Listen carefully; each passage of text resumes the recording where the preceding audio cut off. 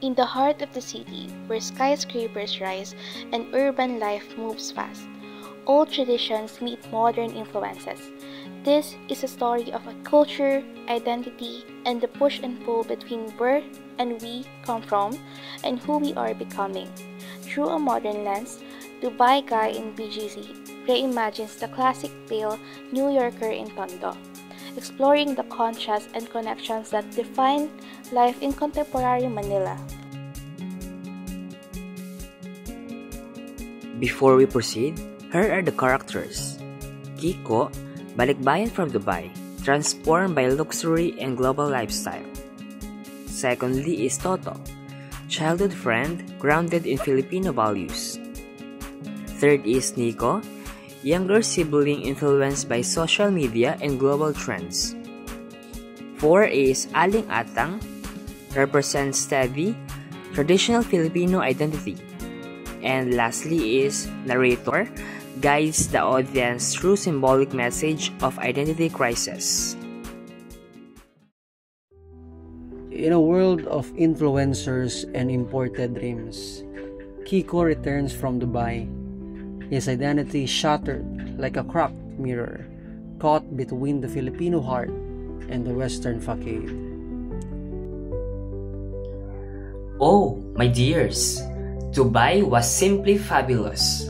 Everything so modern. Skyscrapers, malls, no more. How you say? Provincial mess. I am evolved now. Kiko, ano ka ba? Bakit ka nagiging ganto? Parang hindi ka na taga rito. Ang arte mo. Kuya, ang galing. Dubai? Parang viral na. Ako rin, gusto kong maging ganito.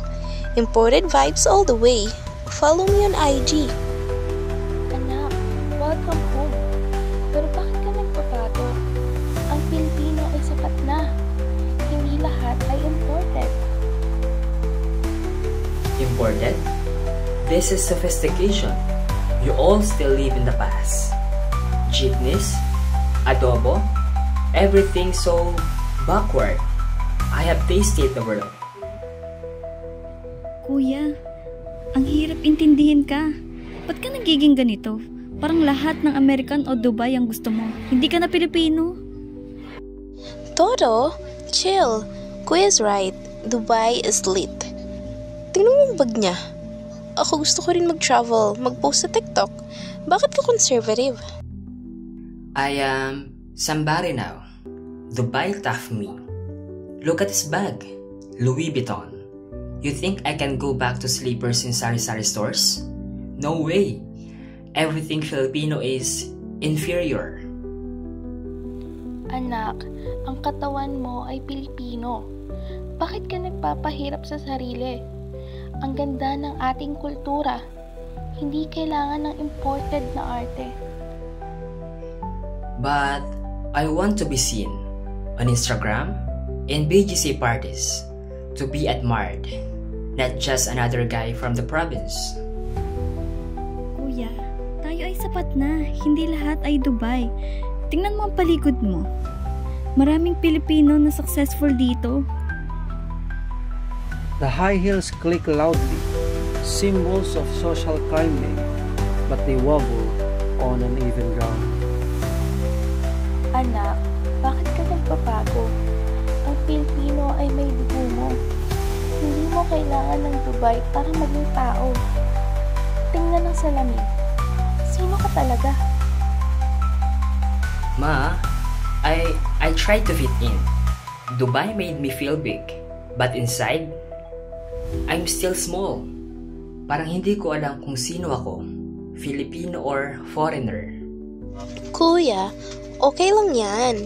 Tayo rin, minsan nagiging ganito. Pero Pilipino pa rin naman tayo. Hindi lahat imported. Kuya, okay lang. Tayo ay magkakaiba, pero Pilipino pa rin. You're right. The mirror shatters, identity reclaimed, but the echo of Dubai lingers.